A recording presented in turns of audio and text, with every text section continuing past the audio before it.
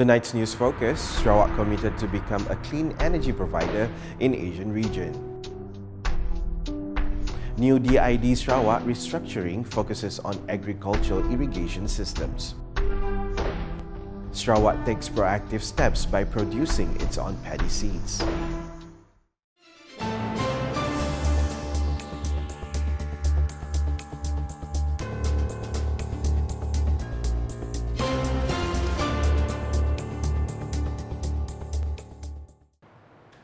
Good evening. Sarawak is increasingly committed to becoming a major clean energy supplier in the region with the development of several energy projects, including the construction of combined cycle gas turbine (CCGT) in Miri by Petroleum Sarawak Berhad Patros.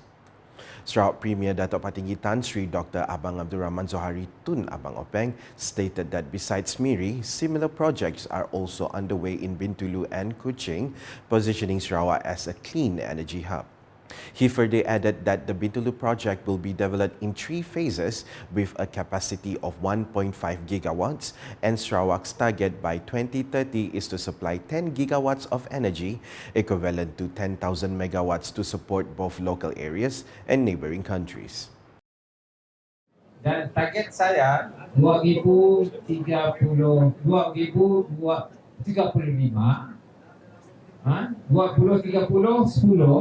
10 gigawatt, 2035 akan menjadi 15 gigawatt, 15,000 megawatt. Tu bawa gas, belum lagi solar. Tu gas dengan hydro je. Dan floating solar ya akan menjana lebih lagi elektrik. Sebabnya Sarawak akan menjadi battery of Asia. He made these remarks during a press conference after officiating the groundbreaking ceremony of the CCGT power plant in Lutong on Saturday. According to him, Sarawak will focus on sustainable energy that does not emit carbon using a combination of hydrogen and gas. Indonesia belum lagi, dan juga Semenanjung memang masih ada, dan juga negara-negara di atas utara iaitu Laos, Thailand mungkin belum. Kita yang pertama. Jadi bekalan kita elektrik adalah disebut sebagai low carbon footprint.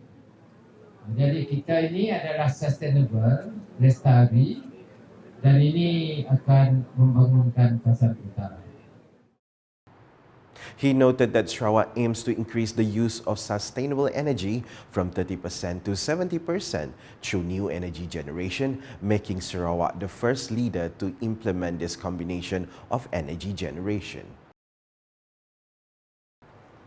Meanwhile, on Friday, the restructuring of the Sarawak Department of Irrigation and Drainage (DID) will place greater emphasis on developing irrigation system specifically for agriculture areas across the region. Sarawak Premier Datuk Patinggi Tan Sri Dr. Abang Abdul Rahman Zohari Tun Datuk Abang Openg said that DID Sarawak will be divided under 2 ministries this year, which are the Ministry of Food, Industry, Commodity and Regional Development (MFICOD) and the Ministry of Public Health, Housing and Local Government. According to him, this restructuring aims to ensure clear job scopes for the department. Sebab itu jabatan DID akan dipecah 2. Satu DID di bawah DID yang akan menyelara dan membangunkan pagi tarik air di kawasan bandar. Kerana bandar ini lain. Jadi kita akan tubuh pula satu lagi unit di bawah Jabatan Pertanian, di bawah Kementerian komoditi kita, industri makanan. Kita ada satu unit di bawah kementerian ini yang khas untuk membangunkan pagi tarik air di kawasan pertanian.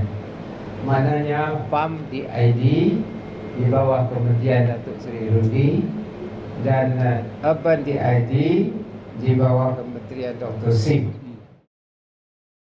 He made these remarks during a press conference after officiating the Mid Sadong Satu People's Project launch at Kampong Lubok Punggol.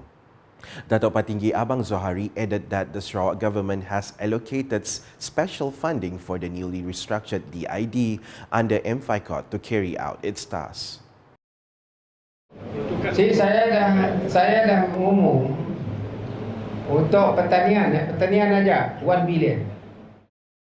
Earlier, Dato' Patinggi Abang Zohari officiated the groundbreaking ceremony for the Project Rakyat Scheme Rehabilitasi Mid Sadong 1, estimated at 46 million ringgit under MFICOT with DID as the implementing agency. Additionally, the National Information Dissemination Centre, NADI, at Kampong Lubok Punggol was also launched during the event. At the same event, it was revealed the Sarawak government is focusing on producing its own paddy seeds to ensure food security within the region. Sarawak Premier Dato' Patinggi Tan Sri Dr. Abang Abdul Rahman Zohari stated that the region has the infrastructure to produce 240,000 tons of paddy annually. This move comes as major rice exporting countries like India and Vietnam reduce exports due to weather-related disasters. Vietnam kini tu dah kena ribut nak. Ribut pun saya dah beri notis. Apa yang datang, you pun farm di Vietnam habis. India, dia juga. Mana gila air. Kurang air, yang drought. Jadi kita siapa bergantung dengan orang. Bagus kita malah ke diri. Jadi alhamdulillahnya kita outside ring of fire. Kita outside. Jadi kita dapat bangunlah dengan structure tu lah. He made these remarks during a press conference after officiating the Mid Sadong 1 People's Project launch at Kampong Lubok Punggol on Friday. Dato' Patinggi Abang Zohari added that with adequate funding for paddy infrastructure, Sarawak will also balance other developments such as hydrogen energy production. Bagus kita sedia awal sedia payung sebelum hujan. Kedong ada dana sikit, kita bangunkan negeri kita dengan balance lah. Ya juga energi, ya juga hydrogen, ya juga aja. Sarawak is in urgent need of a highly skilled workforce to support its ambitious mission of becoming a key aerospace industry hub in Malaysia. Sarawak Premier Dato' Patinggi Tan Sri Dr. Abang Abdul Rahman Zohari Tun Dato' Abang Openg emphasized that the aerospace industry demands individuals proficient in advanced technologies. When you talk about satellite, you must know how to make rocket. Because you need rocket to go to the orbit.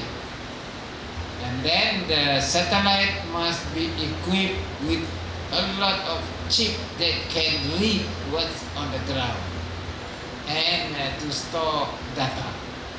That is why the state government has requested ICAT to have aerospace faculty work with international expertise, professor from whatever universities overseas, just like SMD, to teach our people with this new technology. He made these remarks while delivering his speech at the SMD Semiconductor Srin Berhad Dinner here on Friday. Additionally, the Sarawak Premier announced that the Sarawak government has approved an investment of 50 million ringgit to advance semiconductor technology.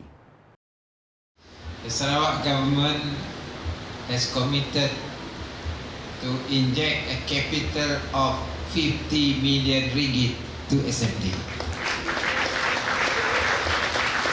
In the last budget, we have included this as capital injection, and we see how the performance of SMD, because I know very well that the semiconductor industry, you need huge capital if you were to go to a higher level. He explained in the previous budget, the Sarawak government included a huge capital injection and will closely monitor SMD's performance as the semiconductor industry requires substantial capital to reach higher levels. The growing drug menace in Sarawak demands immediate and strong action as nearly 1 million ringgit worth of drugs has been seized in Kuching alone from January to October this year. Deputy Prime Minister Datuk Sri Fadilah Yusof revealed that authorities made 16 arrests under Section 39B of the Dangerous Drug Acts 1952, 3 under Section 39A and 72 under Section 39A1 within the same period.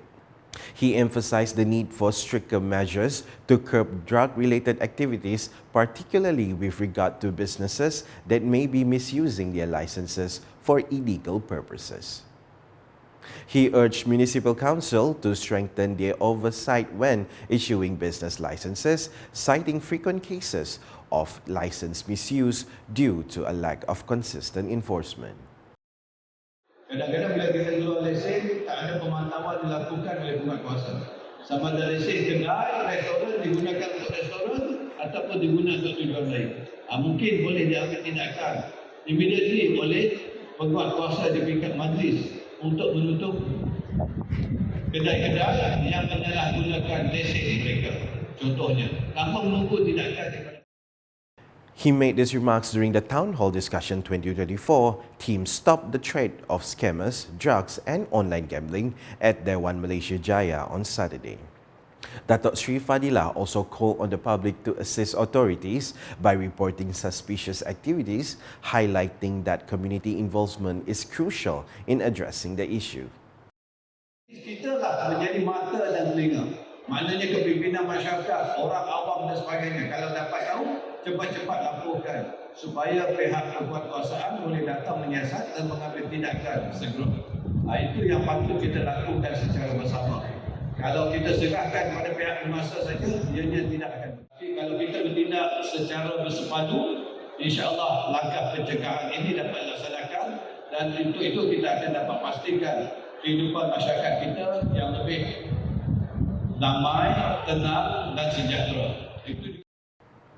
Popular drugs in Sarawak include methamphetamine, shabu, ecstasy pills, cannabis, ganja, and heroin, all of which are seeing rising use across the region. When asked by reporters, Datuk Sri Fadilah mentioned that he had proposed new measures at the parliamentary level, including cutting off electricity or revoking licenses in cases where businesses are found to be involved in illegal activities. And that's the English edition with me, Nicholas Zechariah Boni. More news can be found in our official portal, ukas.sarawak.gov.my, and social media platforms including Facebook and YouTube. Ending the UKAS Bulletin with coverage of the Meet Sadong Satu People's Project launch ceremony at Kampung Lubok Punggol here on Friday. #Saluran Informasi Rakyat. Have a good night.